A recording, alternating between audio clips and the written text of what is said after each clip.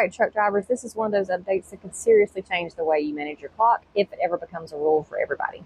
Hey, y'all, I'm Rebecca with Driveline Solutions. I've worked behind the scenes in trucking for 15 years in recruiting, compliance, staffing, operations, and even owning a trucking company. My goal with this account is to help drivers stay informed and protect their CDL and their career. So let's talk about the Hours of Service pilot program. First, I want to be clear. This is not a rule change for every driver yet. These are pilot programs. That means they are testing these ideas before deciding if anything should change on a larger scale. There are two big things being tested right now. The first one is more flexible sleeper berth splits. Right now, if you use split sleeper, most drivers are familiar with the 8-2 split or 7-3 split. But this pilot is testing 6-4 and 5-5 splits. That means instead of having to take one longer sleeper period and one shorter break, drivers in the pilot could split that required rest time more evenly. For example, 5 hours and 5 hours, or 6 hours and 4 hours.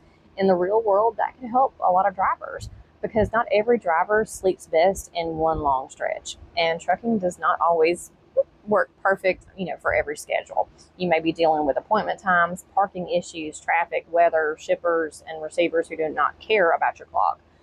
So more sleeper berth options could give drivers more control when they rest and when they drive.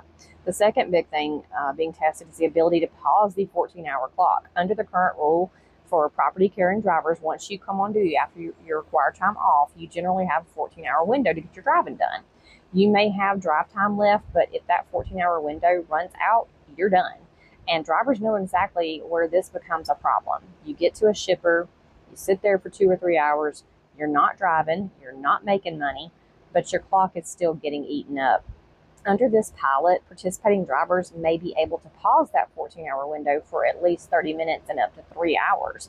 Now, if used the right way, that could be a good thing. It could mean less rushing, less pressure, less punishment for delays, and the delays the driver didn't even create, and more control over the day. But here is where we have to be honest. Anytime trucking adds flexibility, we have to ask, flexibility for who?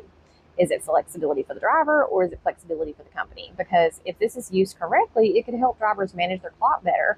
But if it's used in the wrong way, it can become one more way for bad companies or bad dispatchers to push drivers harder. That is the part that drivers need to watch. A driver should not be saying, I'm tired, and the answer be, well, just pause your clock, or just split your sleeper, or you still have hours available, so, keep rolling. Having legal hours available does not always mean a driver is safe to drive. That part really matters. There's a big difference between being legal on paper and being arrested in real life. So here is the good, the bad, and the ugly. The good, drivers could have